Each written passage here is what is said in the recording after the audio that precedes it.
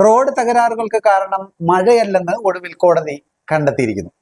പാലക്കാട് ഒറ്റപ്പാലം സംസ്ഥാന പാതയാണ് ഇതിന് തെളിവായി കോടതി നിരീക്ഷിച്ച് കണ്ടെത്തിയത്.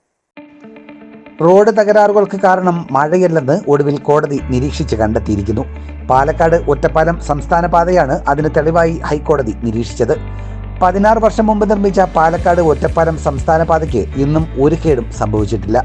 ശാസ്ത്രീയമായ റോഡ് നിർമ്മാണവും അഴുക്കുചാൽ നിർമ്മാണവുമാണ് ഈ പാതയെ വ്യത്യസ്തമാക്കുന്നത്.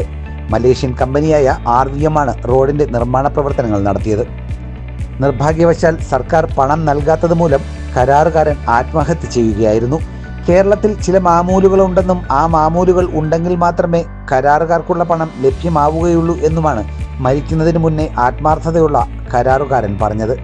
റോഡുകൾ തകരാൻ കാരണം മഴയും മറ്റുമാണെന്ന് വരുത്തി തീർത്ത് മഴയ്ക്ക് കുറ്റം ചാർത്തി അധികാരികൾ അഴിമതി നടത്തുകയാണ് എന്നാണ് നമ്മൾ മനസ്സിലാക്കേണ്ടത്. ടൺ കണക്കിന് ഭാരവുമേന്തി വലിയ വാഹനങ്ങൾ നിരന്തരം വന്നുപോയിട്ടും ഒരു ചെറു കുഴി പോലും റോഡിൽ രൂപപ്പെട്ടിട്ടില്ല എന്നതാണ് വൈരുദ്ധ്യം.